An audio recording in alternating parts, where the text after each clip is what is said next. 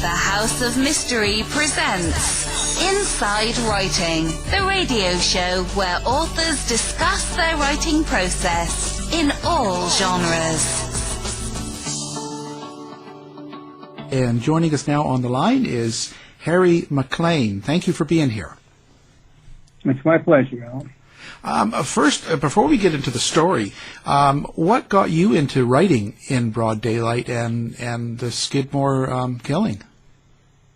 Well, I think like a lot of people in college, I told myself one day I was going to write a novel, Well, I lost the fiction bug, but I got I always liked in cold blood. And then I'd been practicing law for about 15 years at that point. I was pretty bored with it. And one day I opened Newsweek, and there's a story of a vigilante killing in northwest Missouri. That was the headline. And it had a picture of, I think I sent the picture. I sent two more pictures to you, and I think one of them is the picture that was in Newsweek. It's Ken McElroy holding his daughter, looking right into the camera. It's a pretty intimidating glare. You get a feel for who he is just looking at. But when I saw that, and vigilante killing, that it got a lot of play at the time, and I grew up in the Midwest, and I thought, well, there's a good story out there. So one day, after thinking about it for a couple of months, I got in my car and drove out there. Pretty incredible story. Now, he had a pretty rough upbringing, and he was, 15th of 16 children? He was 12 out of 12, yeah. Oh, and let's see, he only made it to 8th grade, and so he was charged 21 different times for different minor crimes like theft and rustling and stuff like that. Well, that number 21 includes some pretty serious crimes.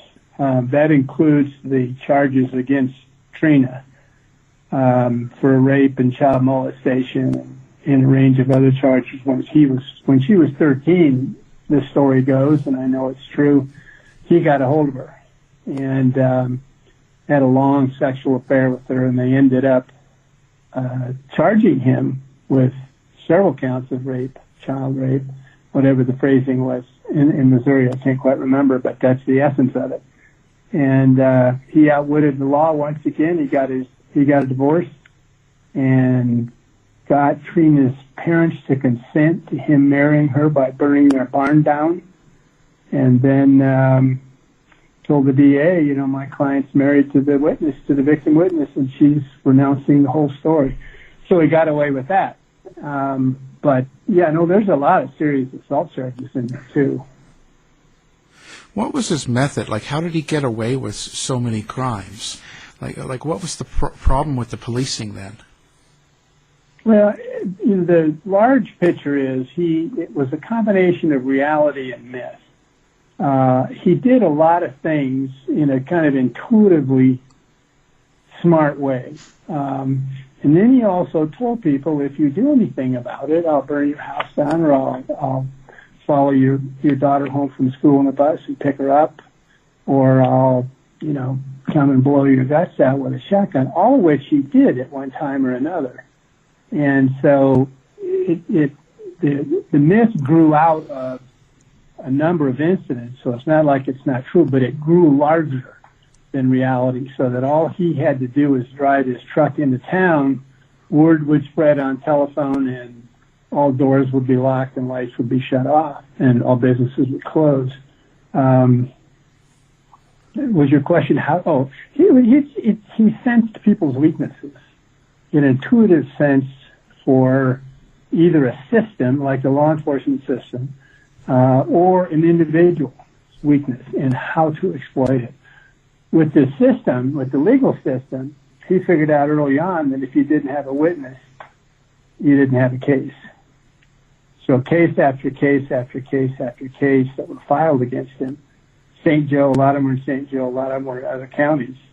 The witnesses disappeared or changed their story. And so the cases were dropped. But, didn't the police kind of catch on with all of these crimes, one after another? And then it got into the rape and then the shooting. weren't they kind of watching him, or weren't they trying to get him? Well, they were scared of him too, most of them. I've tracked two situations where county sheriff's deputies were driving into Skidmore when it came over the radio that he was in town, and they turned around and left. There was one cop that would stand up to him. He was a state patrolman, Corporal Richard Stratton, and he stood right up to McElroy, toe to toe. They pulled guns on each other. It's a long story, but he managed to isolate law enforcement. So that he would turn one on the other one. But he found the weaknesses, and it was not a strong law enforcement presence anyway. I grew up in a small town in Nebraska, and I thought in the Midwest is the Midwest. Missouri I came to see is as much the South as anything else. It sits right on top of Arkansas. It was a slaveholding state. They, at least in this town at that time, and well, in all of Northwest Missouri at that time, there just was not a strong government presence. They didn't want it. People took care of their own problems. And he understood that. And he knew how to exploit that weakness in the system. Now, when he got together, when he was having that affair or assaulting Trina McLeod, he actually moved her in with his third wife and kids. How did he get away with that? Like, how was he just? Did he have those women really scared of him, or what was the deal? Well, it's the same sort of thing. I mean, he was it's a rural area, obviously, and Ken McElroy had a lot of cash. And in his younger days, he was good looking, and he drove a big fancy car. So, and he kind of approached women that were, or girls that were on the lower section of the economic scale, and they were greatly impressed by him. And he originally had an affair with Trina's mother, and then ended up with Trina herself, starting when she's like 12 and a half to 13. I can't quite remember how exact old she was. But so he had this power, he had this respect. When he walked into a bar, the place went silent. When he walked into a grocery store, everybody else left. Nobody ever gave him, he just had this, like I say, this larger-in-life, powerful thing, and that attracted a lot of these women. And then they got into relationships with him, and he was extremely abusive, and beat them up and raped them, and it went on and on. But at one time, Trina started having kids by him actually it was before they got married. And she and Alice Wood, who had been a girlfriend of his, still was, both lived out at the ranch and both had kids by him. And both of them were in the same hospital at the same time giving birth to kids, if you can imagine that. Jeez. Wow. Now, so what was the, maybe explain the big event about his child stealing something in the store, kind of the one that kind of... Set it all off. Yeah. McElroy's kids, there were three of his daughters by his first wife, Sharon, and they stopped into the B&G grocery store, which was owned by Bo and Lois Bowenkamp. And they did a little shopping, and Lois pointed out to the girl, one of the youngest girls, pointed out to the older sister that the younger one was walking out with a couple of jawbreakers that hadn't been paid for. And without going into all the details of the conversation, that got back to McElroy that his daughter had been accused of stealing. And that set the whole final play in motion. McElroy soon started terrorizing the Bowenkamps, driving around his house in a caravan of trucks with shotguns hanging out the window, shooting the shotguns off in the middle of the night with the roof of the house, following their daughter in a car, on and on for about a month period. He was on them heavy, and he freaked them out and he freaked the town out because they knew something was going to happen, and something did happen. July of '80, he approached the older bone camp, Bo. He was on the back of the store. It was out on a dock, actually, and it's some dispute as to what actually happened, but McElroy tried to kill him, took a shotgun and stuck it in his neck and pulled the trigger. The last second, Bo kind of dodges to the side, and it rips about a third of his neck out. Doesn't hit the jugular and his shoulder. And he obviously tried to kill him and didn't. But he went on trial for that. And for the first time, the community held, the witnesses held.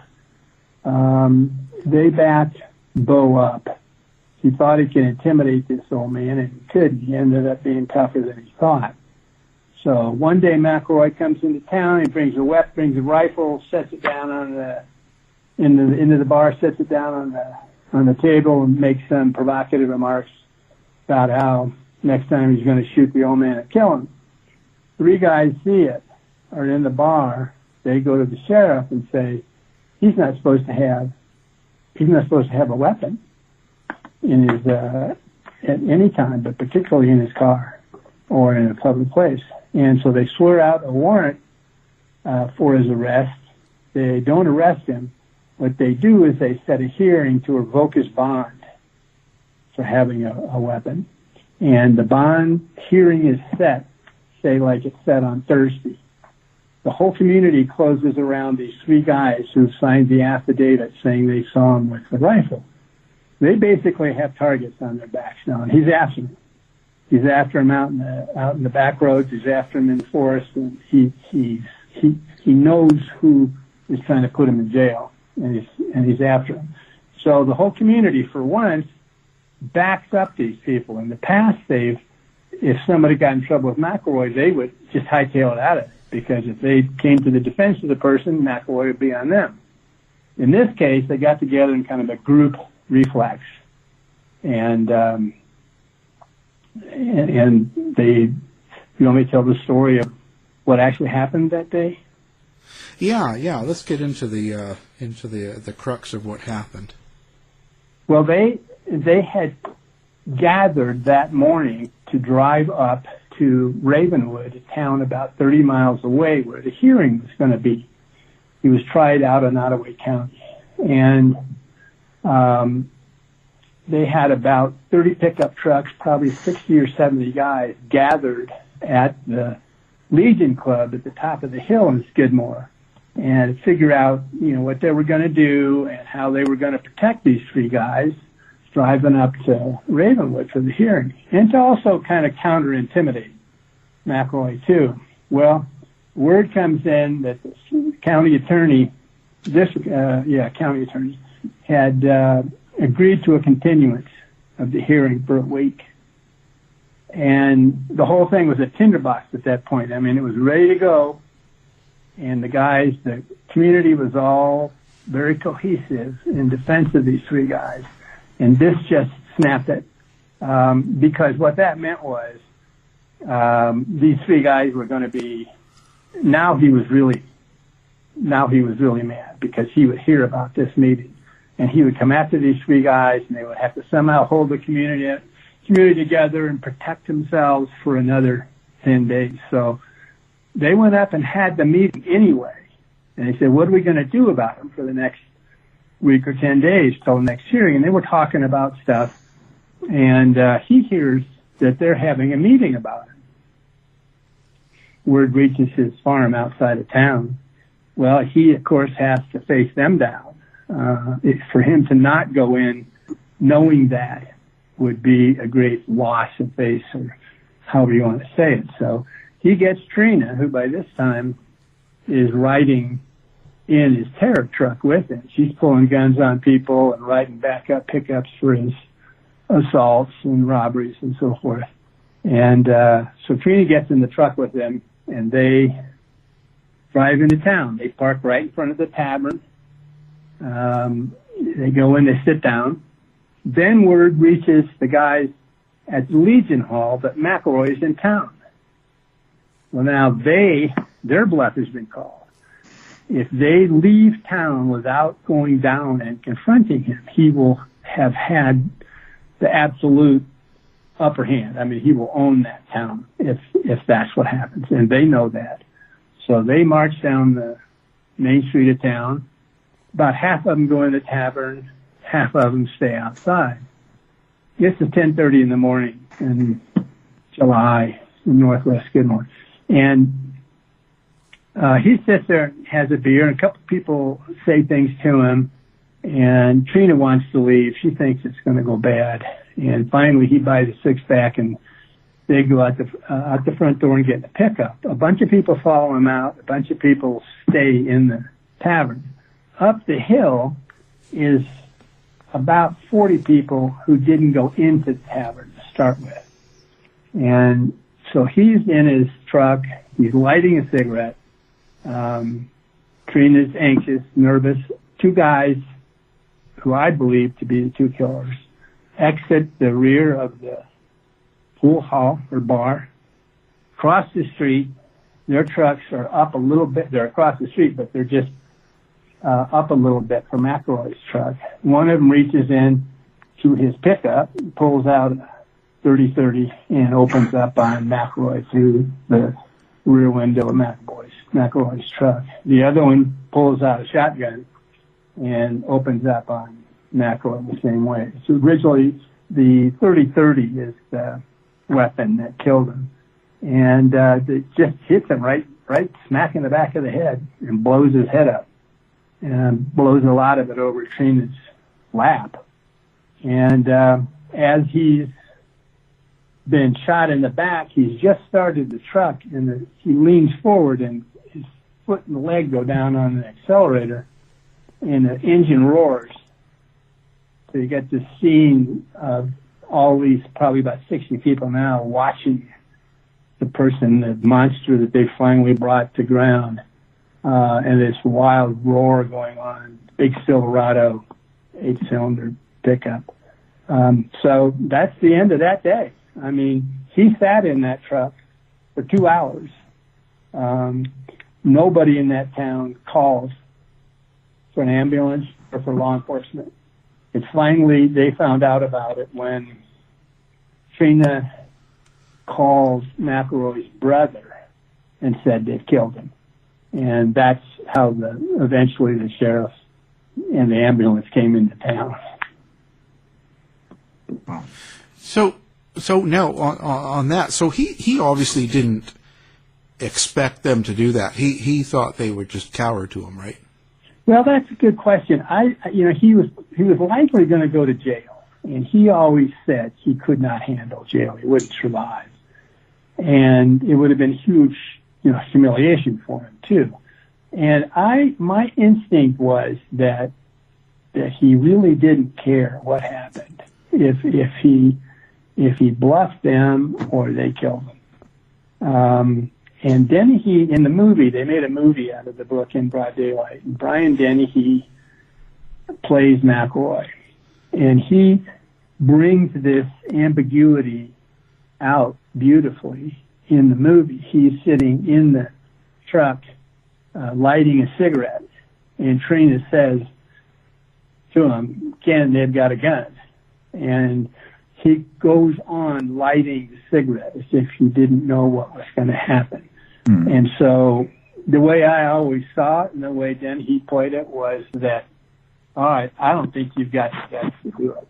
And if you do, so what? I'm 50 years old. I can't get young girls anymore. I can't go through the woods hunting coons, so let's get it over with. And I wanted to ask you about the movie, too. I know it's a semi-fictionalized movie. They refer to the main character as, I believe, Len Rowan in that movie. Yeah. Did they change the names of that because they were worried about being sued by his family, or was that just to avoid the overall issue of having to pay his estate or anything for using his name?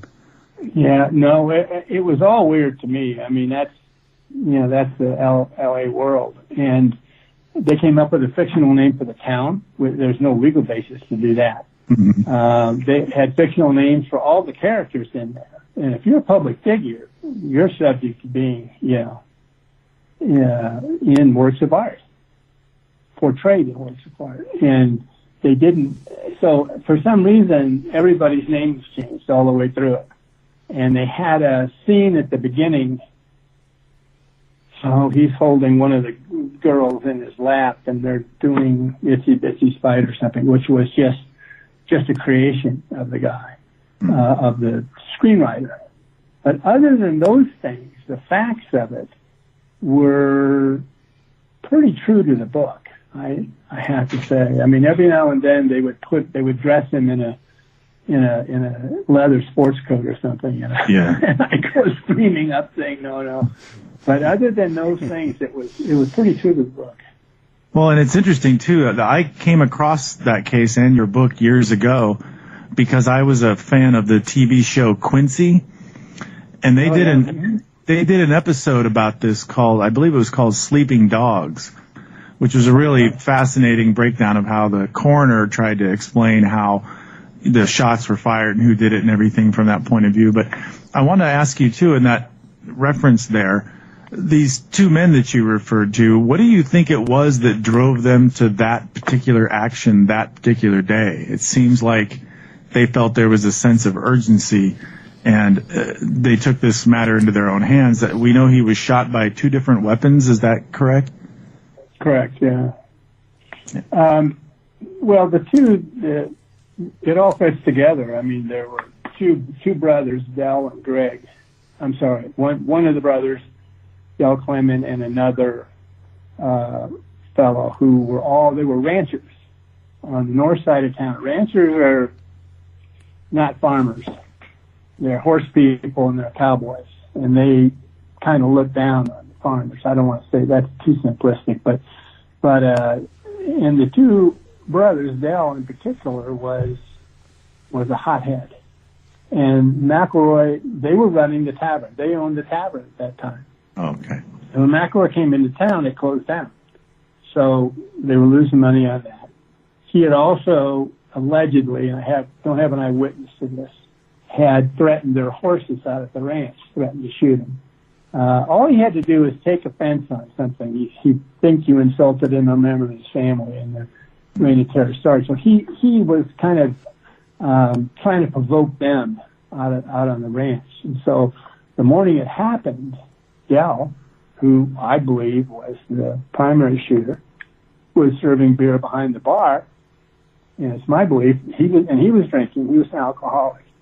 That he just lost it when he saw McElroy leave the tavern with Trina. He just thought, we can't keep this stuff up. I mean, I don't think he thought very hard about it, but it was kind of an emotional reaction, Well, yeah, because she was still in the car right next to him, so. Yeah, it was like, this son of a bitch has got to die, He's got to die, and I'm going to blow his brains out. He walked out, walked across the street to his car, and he just started blowing his brains out. And this is a big thing, a big distinction that always really bothered the town, and bothers me too, actually, is that they called it a vigilante act, a town killing. It was not a town killing. Mm-hmm. I mean, it was not a group decision to kill McElroy. Yeah. It was a couple guys just losing it under the stress and alcohol.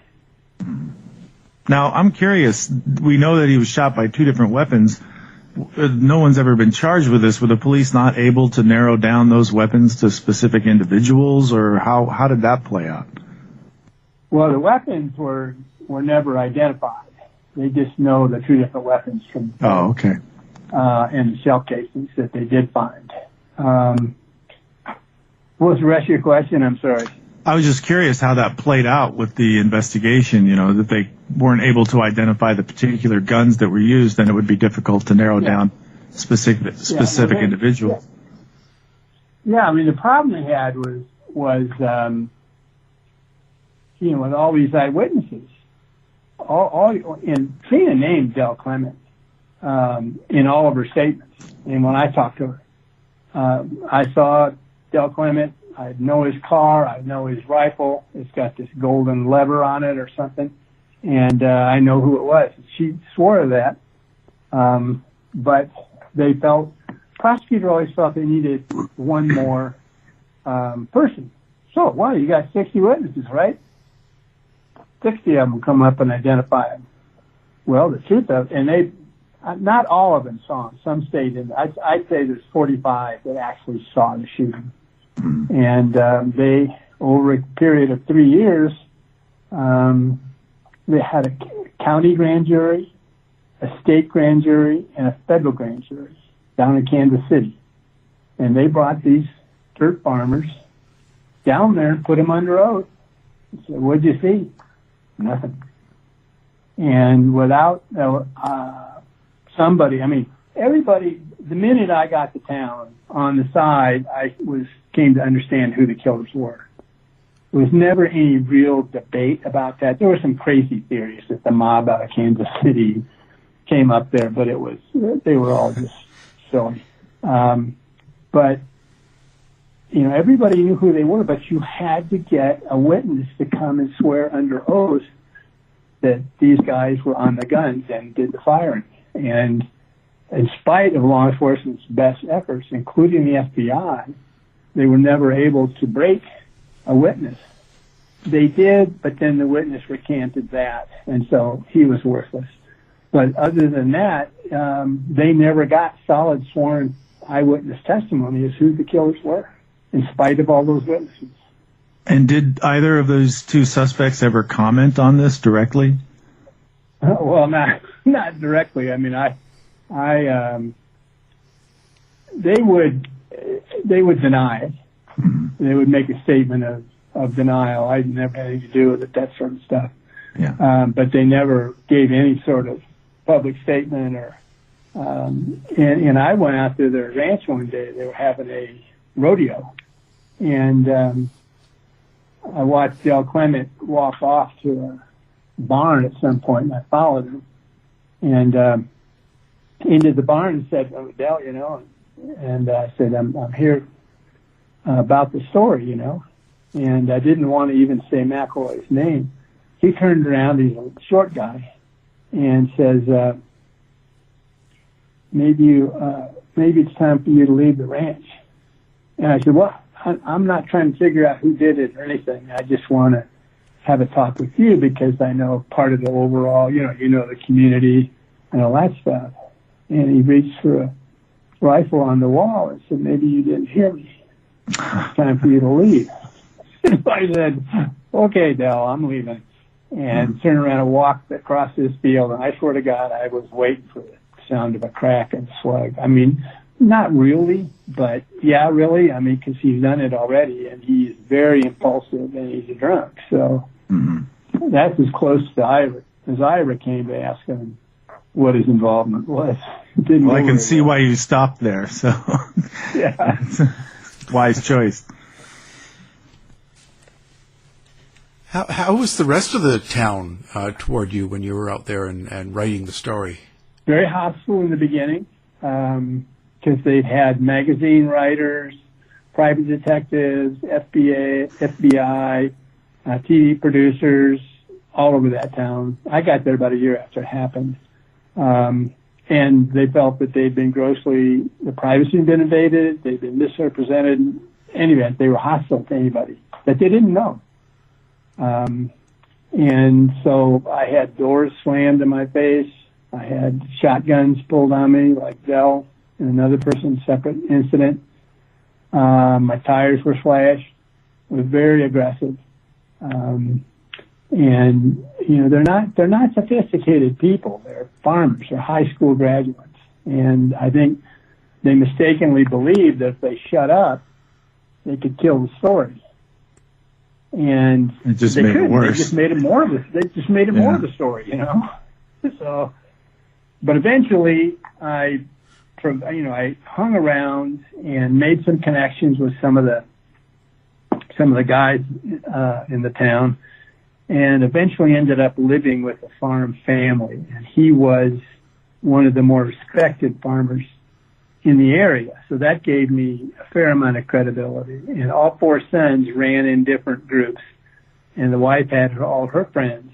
And so they all kind of vouched for me and started saying, well, you ought to call such and such. And I said, well, would you call him first and see if it's, give him your recommendation. So it kind of spread out from there. It was just a real stroke of luck that I happened to connect with this family. I don't know how else I would have done it, but they were interwoven into every thread in the community. And they ended up being, extremely helpful and calling friends, calling everybody and saying, talk to this guy.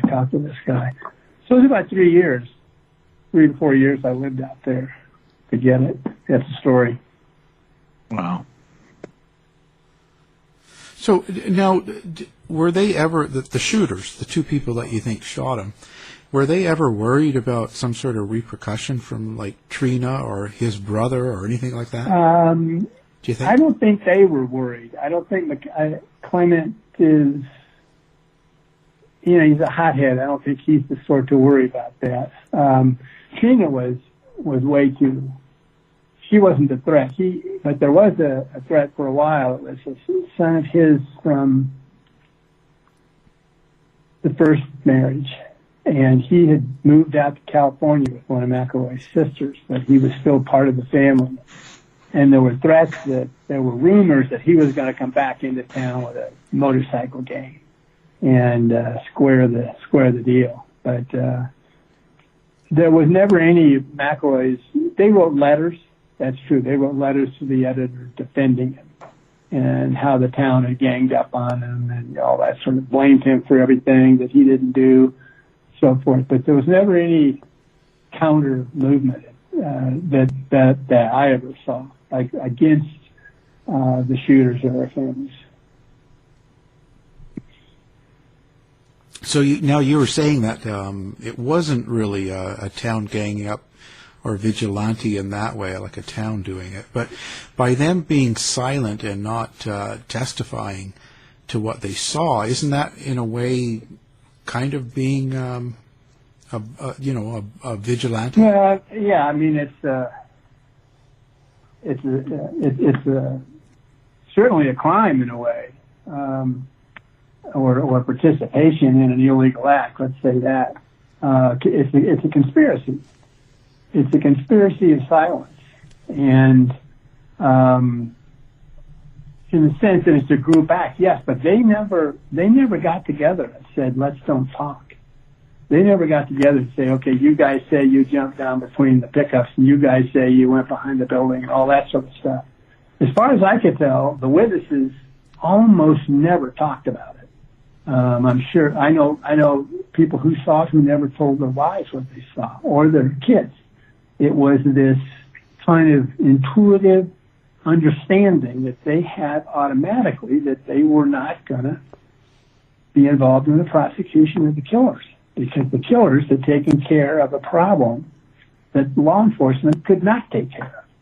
And so the huge injustice would be bringing the killers to bear. What was kind of the response to the book and even the movie? And now there's a mini series kind of on Sundance. Oh, I forgot. Sundance. One channel. Yeah, Sundance. What do you think the response is? Do you think people think he deserved it in general, or do you think it's more of they're upset at the town? Well, back at the time that it happened, I mean, a lot of those people are dead now. But the main response was it was kind of bifurcated. I mean, one woman said it to me with great clarity. She said, the guys who did it deserve a medal for doing it. They deserve to be strung up for the way they did it. In other words, doing it in broad daylight in the middle of town as he sat in his truck and full of 50 people. How stupid could you be? Yeah. And that there was a lot of condemnation of him, critical of him for that, but not for doing it. I mean, you have to realize how scared that town was of him and how he was running loose with weapons. And, whoever took care of that danger was not going to be, they were not going to be a part of turning him in. Some of the women worried about his kids. I heard a couple, well, yeah, what about his children and that sort of stuff. But by and large, they thought it's unfortunate that it happens. Unfortunate the New York Times is running around the main street. And Maury Schaefer's running around the main street taking pictures of everything. But, you know, we didn't have a choice. Now, you know, most of those people are gone, and the people that are now are either their kids or people that have moved there. So it's a much less harsh, it's not quite the right, much less intense, harsh reaction. You know, they still say you got what was coming, but they don't have the fire in their voice when they say it. And how are McElroy's kids? Are they still in the area? A lot of them are. A lot of them are in other parts of Missouri, Springfield, Kansas City, Cameron. I speak with occasionally with some of the kids. I can't identify them. They don't want me to identify them. And they, you know, it's been a struggle to get on with the rest of their life and have a normal life. And the boy, Juarez McElroy, son of Alice Wood, who was one of the two women living out at the ranch when McElroy was killed. He went pretty bad. He got in a gunfight in St. Joe, same bar that McElroy had gotten in a gunfight with, and was charged and convicted with a felony, and they ended up in prison. He used McElroy's lawyer to get him off, but the lawyer couldn't do it. He went to jail, and he came out, and from what I understand, he's a born-again Christian now. But Trina remarried. She took her kids. She had 3 kids by him. She moved down to, it's just across the border in Arkansas. And it's in the Ozarks. And she started life all over again. She was only about 24 by this time, 23. And she got married and had a whole other family. And really seemed to pull out of it. As amazing as that might be to see. But, you know, a lot of these kids just keep their heads down. They don't want people to know, particularly that they're McElroy. Yeah. Oh, yeah. Now, was that lawyer really that good, that Richard McFadden? Was he really that good, or was it just kind of portrayed? Well, his record showed that he was. Now, of course, he didn't get him off on that last one. The witness held. Bowenkamp held, but he was right up on the line. I mean, he knew exactly what he could do and what he couldn't do and be ethically correct.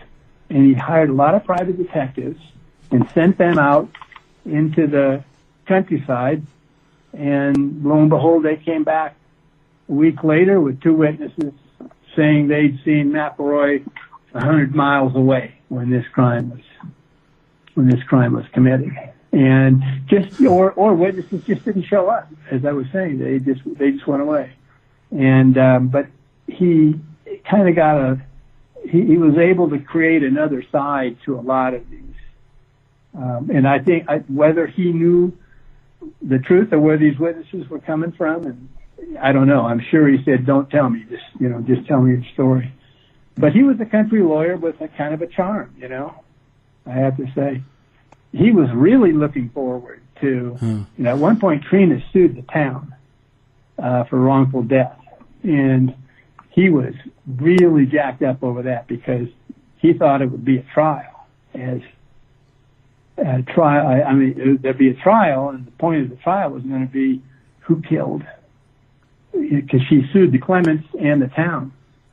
And it would have been it would have been like O.J. I mean, it had all the elements. Now, it didn't have a celebrity, but the story was so compelling. You know, it had been picked up by all the major networks. Well, I think he even picked out a new suit for himself. And Trina decided to settle for $40,000. It was really hard for him to accept. Wow. Yeah, she just wanted out of it. She was moving out of it by then.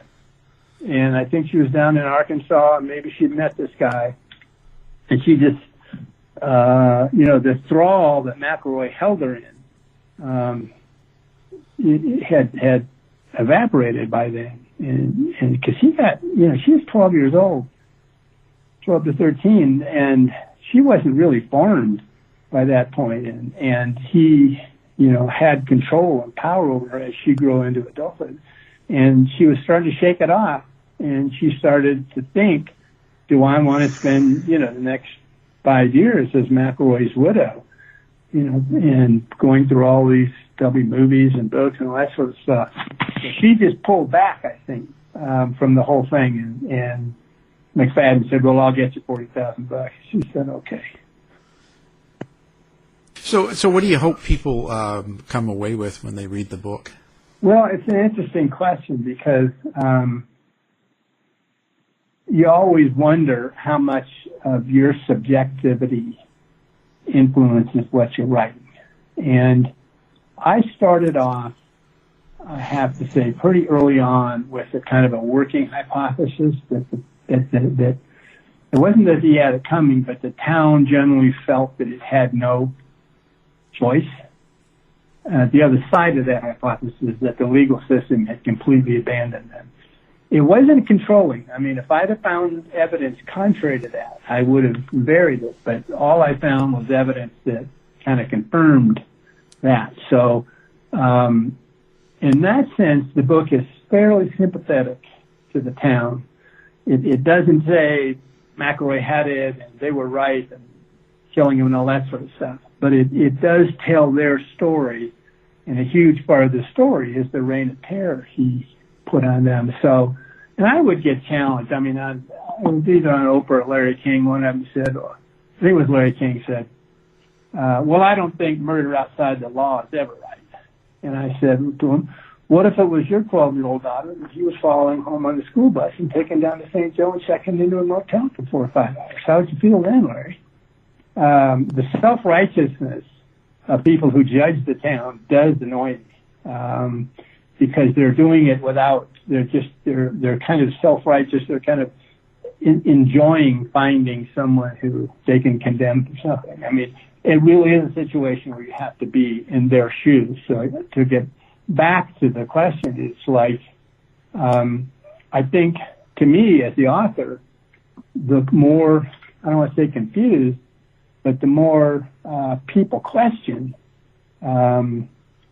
the legal system and how it breaks down and how people can take advantage of it, and morally when it is right, if it's ever right, to take the law outside of it. Those sorts of questions, if you can stimulate people to think about that and wonder what they would do in that situation, from an author's point of view, that's what's satisfying. Wow. So now, do you have a website that people can find you on, or do you not do that? Yeah. No, I have a website. It's Harry MacLean. It's MACLEAN .com. Perfect. Now, I've got that book and the other books, and all the information's up there. Fantastic. We'll have that on our website as well as your book, so people Great. listening can just do one click and pick up the book. Again, our guest has been the author of In Broad Daylight, Harry MacLean. Thank you for being here. Thanks for having me. I appreciate it. Thanks, Harry. To find out more about our show, guests, or to listen to past shows from our archive, please go to www.houseofmysteryradio.com. The mission has been completed.